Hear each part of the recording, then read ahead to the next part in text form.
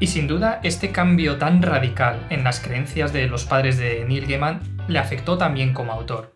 Saludos escritores y procrastinadores a este nuevo Chili con Dani, y hoy vamos a hablar sobre el talentoso, increíble Neil Gaiman, y os traigo 5 datos que harán que le apreciéis más como autor y escritor. Al final del vídeo también comentaré esa vez que me respondía a un mensaje de Tumblr. Vamos a ello.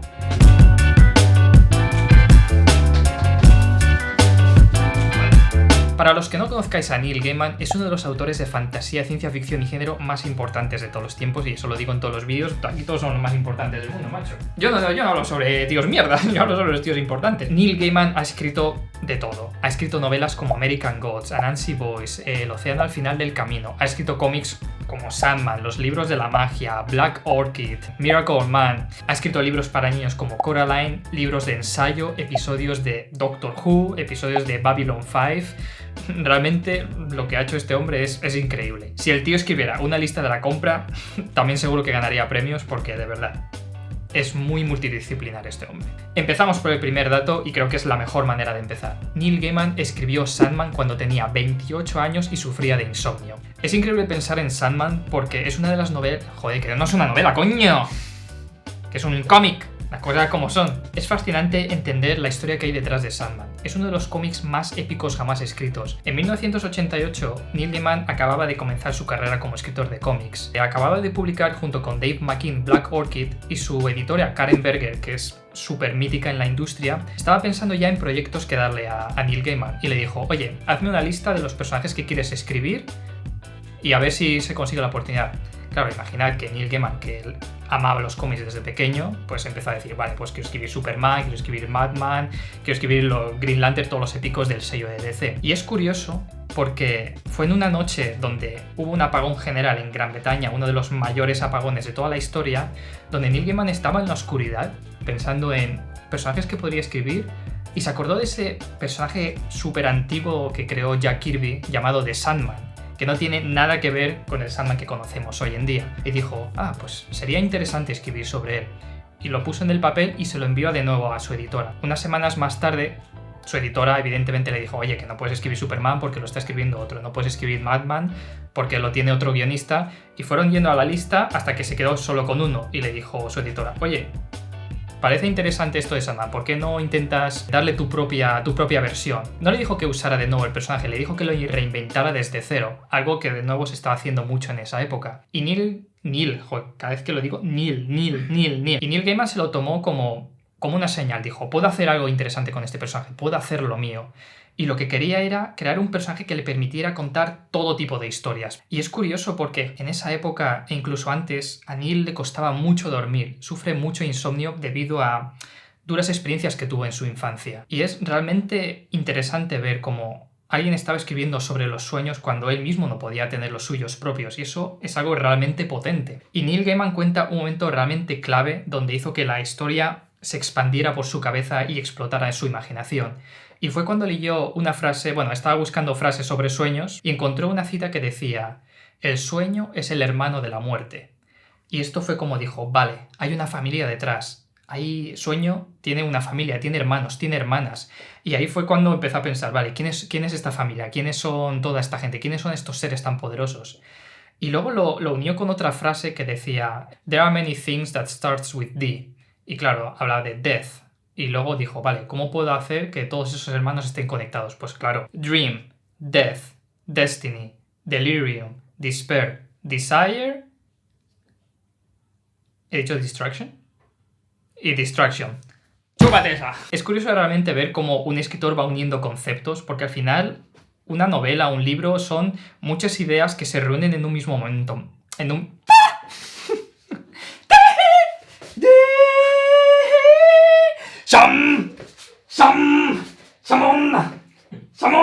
Y es muy interesante ver cómo nació Sandman, cómo Neil Gaiman empezó a unir distintos conceptos, distintas ideas, sus propias experiencias propias para crear Sandman, ¿no? Que es realmente ese cómic épico que recomiendo a todo el mundo. Si tuviera que elegir un solo cómic que llevarme a una isla desierta, sería Sandman, porque es de esas obras que puedes releer. ¡Que te mires mi vídeo, joder! Suscríbete. Segundo dato. Neil Gaiman comenzó su carrera siendo periodista y así fue como conoció a Terry Pratchett. Terry Pratchett es otro autor de fantasía archiconocido por su saga de Mundo Disco, que tiene más de 40 novelas y narra las aventuras que pasan en un mundo que está encima de una tortuga, encima de 4 elefantes, encima de un disco plano. Flipante. A principios de los 80, Neil Gaiman decidió hacerse periodista por 2 razones, bastante inteligentes por su parte. La primera razón era para conocer a autores, para conocer sus técnicas, sus consejos, para un poquito empaparse de su inspiración. Y la segunda razón era para hacer contactos que le ayudaran a meterse en el mundo literario, que puede ser un mundo bastante difícil de entrar. Este tío sabía, este tío era listo. Y siendo periodista fue como conoció a Terry Pratchett. Y Terry Pratchett es curioso porque acababa de comenzar su carrera también literaria. Solo llevaba publicada su segunda novela de Mundo Disco. Es más, Neil Gaiman fue el primer periodista en entrevistarle. O sea, ¿os podéis imaginar qué coincidencia es esa? Neil Gaiman ni siquiera había metido un pie en la industria literaria y estaba conociendo a Terry Pratchett, que también estaba comenzando. Era el destino que se conocieran de esa manera. Y quedaron en un restaurante chino y bueno, decían eso, que la entrevista era como súper informal, estaba incluso un poquito mal hecha, bueno, se partían el culo con sus propios chistes y ahí nació una amistad realmente importante. Una amistad que resultaría en una de las novelas más icónicas del género, Good Omens o Buenos Presagios. Y esta amistad duraría durante toda la vida. Por desgracia, en el 2013, Terry Pratchett fallecería por una mutación de Alzheimer, una pérdida que sin duda afectó muchísimo a Neil Gaiman y a todo el mundo literario. Y es también curioso ver porque tanto en Sandman como en Mundo Disco, esas 2 obras que casi iban paralelamente en su crecimiento, los 2 crearon su propia versión de la muerte. Neil Gaiman creó esa versión femenina, ¿no? Con el pelo así muy punky, con el símbolo de Ankh. Y Terry Pratchett creó como esta versión también, bueno, la clásica con la guadaña, con el manto y la calavera de la muerte, pero le dio como ese toque de humor. Los 2 le dieron su propia versión de la muerte. Y es algo bonito de ver cómo cada uno de ellos ha dado su propia aportación de cómo entienden la muerte o cómo querrían que fuese. Tanto la muerte de Mundo Disco como la muerte de Sandman se han convertido en iconos culturales frikis, pero también en general iconos que ayudan a la gente a comprender y acercarse más al concepto de la muerte. Eso es algo muy muy especial. Terry Pratchett, te echamos de menos. Tercer dato. Neil Gaiman quería escribir cómics desde pequeño y fue gracias a Alan Moore que lo consiguió. Neil Gaiman cuenta que cuando tenía 9 años tenía una reunión con el consejero en la escuela y le preguntó qué es lo que quería ser de mayor, cuál quería ser su trabajo. Y Neil Gaiman le dijo, pues quiero ser escritor de cómics. Y claro, en esa época pues ni estaba bien vista y en plan le miró el tío, no lo vas a conseguir. Y en realidad Neil Gaiman abandonó ese sueño durante muchos años. Evidentemente quería seguir escribiendo, estaba interesado en el mundo de la literatura, pero sabía que era muy difícil entrar en la industria de los cómics, así que decidió centrarse en historias cortas y de nuevo en el periodismo para intentar entrar en esa ruta. Y fue en el año 1984, esperando en una estación de tren, donde se encontró un número muy especial, el número 1 de La Cosa del Pantano de Alan Moore. Y lo que cuenta Neil Gaiman es que se estaba como resistiendo a no cogerlo, en plan de no debo volver a los cómics, no quiero reavivar ese sueño, pero al final dijo, lo voy a hacer. Y cogió esa primera grapa y cuando Neil Gaiman empezó a leer ese primer número le cambió completamente la vida. Porque Alan Moore estaba haciendo algo muy único en el género de los cómics de esa época. Le estaba dando ese toque literario que le faltaba, le estaba dando esa perspectiva nueva. Estaba realmente cambiando el destino de los cómics y cambió el destino de Neil Gaiman. Ahí fue cuando dijo, mira, me rindo, tengo que seguir este sueño. Lo tenía desde pequeño y pienso cumplirlo. Y años más tarde finalmente le conocería en una convención y le preguntó directamente a Alan Moore cómo se escriben los cómics. Y el tío, ni corto ni perezoso, cogió una servilleta y dijo, así es como se escriben cómics. Y se lo explicó ahí, en una servilleta. Yo no sé dónde está esa servilleta, pero debe ser el artefacto mágico más potente de la historia. Es Alan Moore enseñándole a escribir cómics a Neil Gaiman. Por favor, que alguien me la venda. Que alguien me venda esa servilleta porque me... Eso no. Y coincidencias de la vida, sería Neil Gaiman el encargado de continuar con el guión de Alan Moore en Miracle Man, uno de los cómics más míticos de Alan Moore. Cuarto dato. Neil Gaiman fue uno de los supervisores de la traducción del guión de La princesa Mononoke, la famosa película de estudio Ghibli y Hayao Miyazaki. hizo un gran favor a Studio Ghibli y en general a la industria de la animación de esa época, porque defendió a capa y espada la película para que no se convirtiera en una aberración de Disney. La relación entre Disney y Studio Ghibli era muy mala debido a la película de Nausicaa en el Valle del Viento, que fue una absoluta carnicería de guión, hicieron cortes por todas partes, se inventaron cosas, las pusieron ahí de mala manera.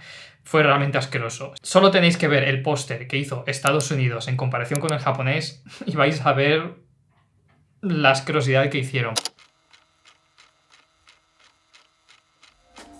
Disney pensaba que el público americano no entendería Nausicaa y entonces, claro, empezaron a inventarse cosas, empezaron a meter mierda y evidentemente a Studio Ghibli no le hizo ni puta gracia. Y cuando tenían la princesa Mononoke, cuentan la leyenda que se la enviaron a Disney junto con una katana, ¿no? Con una espada japonesa y una nota que decía no más cortes, en plan de no vamos a aguantar vuestra mierda otra vez, no podéis tocar la película, tenéis que dejarla tal como es. Y en esa relación tan tensa también había muchos abogados, los que tengo aquí colgados.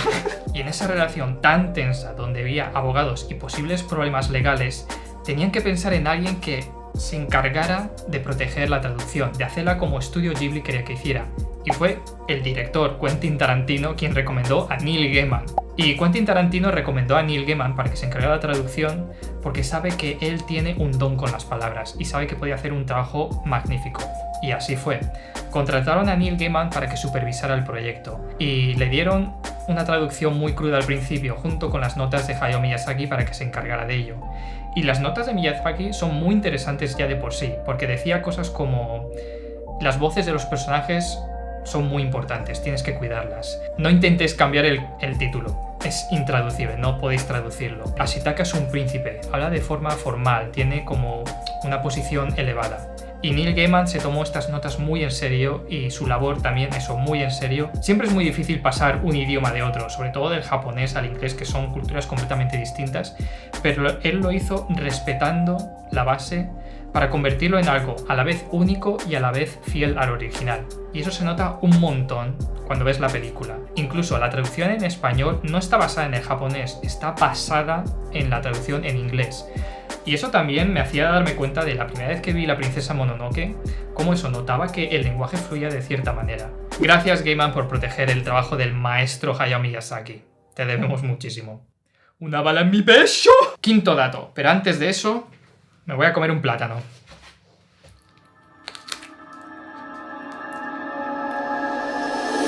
Suscríbete o me lo como con piel. ¿Ya? Vale.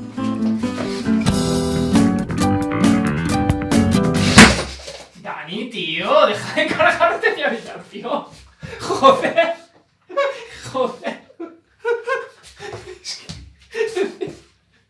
me has mirado mientras saltabas, cabrón. Quinto punto. Neil Gaiman fue educado de una manera especial y única. Los bisabuelos de Neil Gaiman eran judíos polacos que emigraron a Gran Bretaña, y por eso Neil Gaiman al principio recibió una educación judía.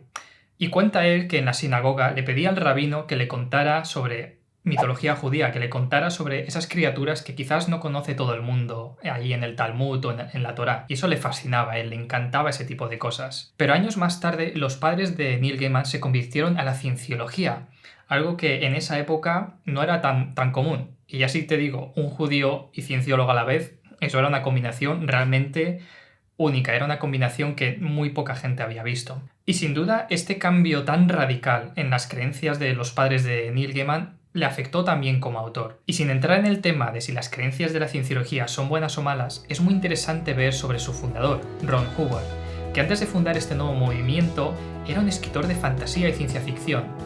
Y cuando empiezas a estudiar la mitología de la cienciología, te fijas que hay seres extraterrestres, emperadores galácticos, es realmente una mitología muy compleja y sin duda todas esas historias acabaron afectando a Neil Gaiman. Tanto la cienciología como el judaísmo y las obras que él mismo estaba leyendo en esas bibliotecas que tanto ama incluso a día de hoy, a Tolkien, a C.S. Lewis, a Alicia en el País de las Maravillas, todo ese conjunto de historias y mitologías es lo que le ayudó a formarse y a ser el tipo de escritor que es ahora. Y si hay alguien que conoce la mitología como los dedos de su mano, es Neil Gaiman. Ese hombre respira historias y mitología por cada uno de sus poros. Es realmente un gran conocedor de los mitos griegos, de los mitos aztecas. Y es más, años más tarde Neil Gaiman escribiría una versión de los propios relatos nórdicos.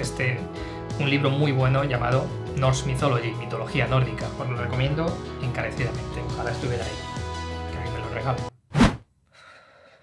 Por favor. Para acabar, me vais a perdonar, pero tengo que contar una anécdota personal porque Neil Gaiman es uno de los autores que está más cercano de mi corazón, aquí en mi patata, mi kokoro, doki doki, pum pum pum. Y le tengo un aprecio no solo por sus obras, sino también por dos cosas que me pasaron con él, que son muy importantes para mí en mi carrera de escritor. La primera es que yo empecé a escribir en serio ahí en el 2010. Yo siempre he querido ser escritor, pero solo me lo tomé en serio a partir de ese año. Claro, ya llevaba una época que me estaba costando mucho escribir, me estaba costando terminar mis historias, no sabía qué rumbo tomar, realmente no sabía cuál era mi estilo y cuál era mi voz. Y en el año 2012 encontré este vídeo de YouTube de Neil Gaiman dando un discurso en una graduación de una universidad. Y ese discurso, que se llama Make Good Art o Haz Buen Arte, fue algo que realmente me ayudó muchísimo en mi carrera de escritor, me ayudó muchísimo a motivarme. Es un discurso realmente emocional, realmente bueno, donde Neil Gaiman nos habla de la importancia de crear arte en los peores momentos, especialmente en los peores momentos. Y ese discurso lo tengo muy grabado dentro de mí, porque era justamente lo que tenía que escuchar en esa época, me vino realmente como caído del cielo. Y la segunda anécdota que quería contar, que además pasó justamente en esa misma época, es que, bueno, Neil Gaiman es muy activo en redes de una manera sana y tenía una cuenta de Twitter y también de Tumblr. Y la gente le enviaba preguntas y digo, oye, pues, por intentarlo, pues le dejé ahí una pregunta. Y claro, imaginad un poco esa época de adolescente que no sabe qué hacer con su vida. Todavía tampoco sé qué hacer con mi vida. Vale. Voy a leer el mensaje. Hola, señor Gaiman.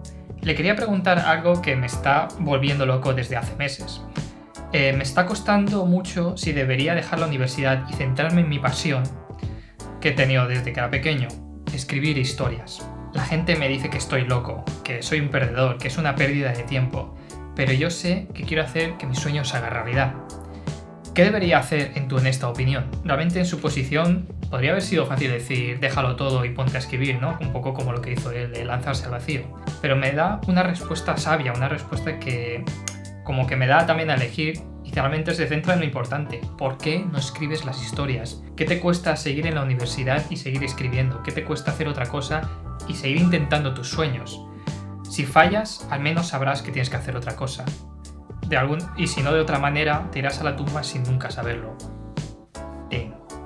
Wow, gracias. O sea, entre el discurso y esta respuesta no lo podía tener más claro. Tenía que continuar adelante.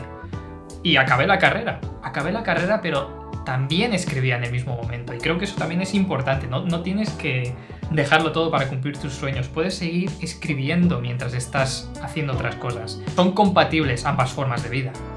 Gracias, Neil Gaiman. De verdad que te debo muchísimo y buen escritor, buena persona. Mejor imposible. ¿Qué queréis que os diga? Muchas gracias por ver el vídeo hasta el final. Os invito a ver mi análisis sobre Sandman. Nos vemos en el siguiente vídeo. Hasta entonces, pase lo que pase, sigue escribiendo. Do what only you can do best. Make good art.